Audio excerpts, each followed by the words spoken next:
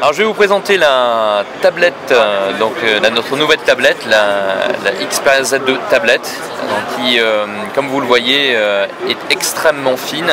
On va avoir 6,4 mm d'épaisseur, extrêmement légère aussi.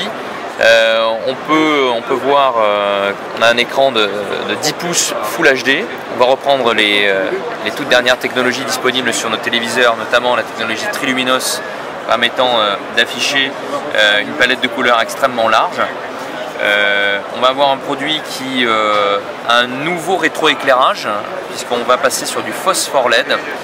On l'appelle chez nous le Live Color LED, qui va nous permettre d'avoir beaucoup plus de contraste que la génération précédente.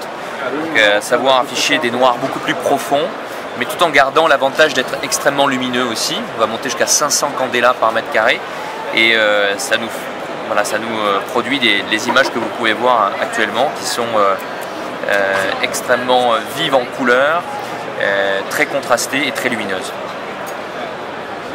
Avec une dalle aussi IPS qui nous permet d'avoir un angle de vision qui est aussi très intéressant. Là, lorsqu'on est à plusieurs à regarder l'image, on va avoir donc du confort par rapport à la précédente version. On va également avoir sur ce produit deux haut-parleurs stéréo avec un son qui va être enveloppant, du son surround S-Force. Donc on va avoir donc cette capacité à fournir une expérience très immersive en matière de son. Vous allez avoir aussi l'avantage de pouvoir utiliser, comme sur le Xperia Z2, un casque avec réduction de bruit active. Donc ça, c'est une exclusivité chez nous. En mettant ce casque là, qui est équipé, comme vous pouvez le voir, de micros ici, qui vont être alimentés par la tablette ou le smartphone, grâce en fait à une nouvelle piste sur le jack. On va avoir un jack 5 pins.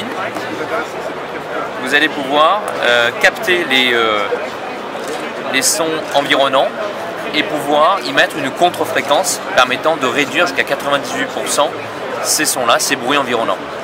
On va aussi retrouver sur cette tablette un capteur 8 mégapixels Exmor RS à l'arrière et un capteur 2 mégapixels en façade, de manière à pouvoir évidemment faire des visioconférences de très grande qualité ou des selfies aussi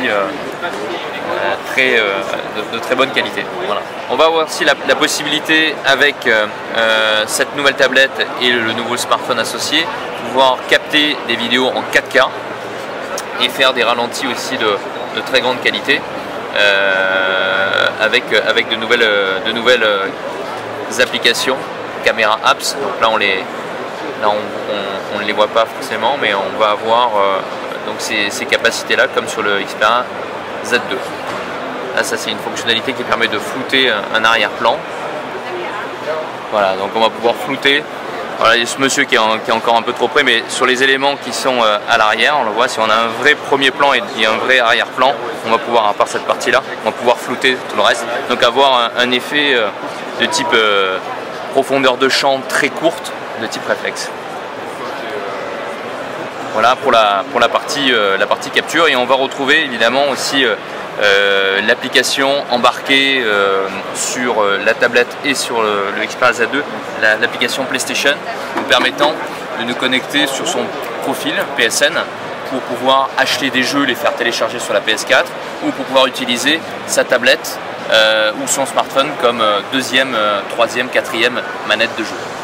Alors elle sera disponible fin mars. La version Wi-Fi sera à 449 € et la version 4G à 629 €.